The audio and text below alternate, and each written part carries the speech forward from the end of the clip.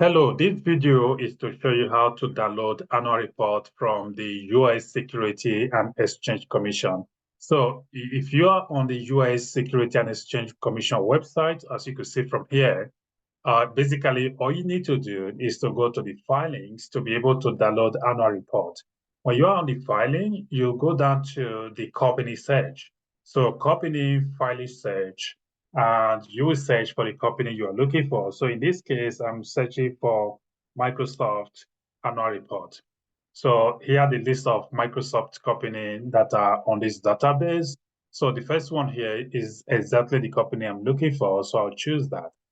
Now, when you are on this interface, you see different annual reports on this website. So specifically, I'm interested in the annual, you see different financial report. So I'm interested in the annual report, which is the 10K. So this option here gives you access to the annual report and then the quarterly report as well. So when you click on this option here, if you're interested in the quarterly report, you will select the quarterly report, but don't do that right now because you won't be able to get the data in a form that you'll be able to do the analysis. So my choice or what I'm looking for is the annual report for the company. So here's the exact report I'm looking for. Now, if I click on this report as it is here, it's going to give me something different, and I'm unlikely to be able to work with that. So let's just have an example of that. Then I will come back and show you the other way in which you can get the data into a spreadsheet and be able to do some form of analysis on it.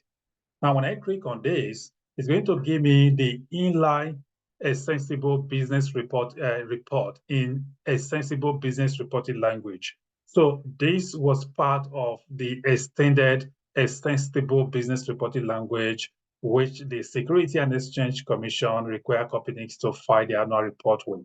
So when you get data on this form, you could eventually export the data in machine readable form, but it's not going to be exported in a spreadsheet, and it makes your analysis to be difficult. So the whole essence of this video is to show you the alternative way in which you can export the financial data, which you can see from here, into a spreadsheet and be able to perform the exact analysis you want to analyze. So I'll go back to ItGAN and just do that one more step. So I'll go to File. I'm not going to click on this link here. This link here, as you could see right on the top, is going to show you Open Document. But when I click on this file here, it's going to show me, it's going to open filing. So let's click on that. So it gives you this interface. So this is different from the inline extensible business reporting language interface. Now, because I'm looking for something I can export to a spreadsheet and be able to upload that to Power BI or Tableau or other kinds of analytical software, I will use the interactive data. When I click on this interactive data, it's going to show me options to export my data to a spreadsheet as the option you have here. I wouldn't choose any of these. When you export the financial report, the 10K financial report in this format, it's going to give you the HTML format. And of course, you could use that if you're using things like Python or Arrow programming language or other kind of software like SAP. But that's not what we are looking for. So I'm particularly looking for the option to be able to export it to a spreadsheet. Now, when I click on View Excel document, and that is going to download the Excel document file. So when I click on that, it takes a few seconds for it to load. So basically, you could see this is exactly what I'm looking for. Now I can work with this file. I could save it on my computer, and when you save it on your computer, the best form to make it easy to work with different software is to save it as a worksheet, okay, as a worksheet.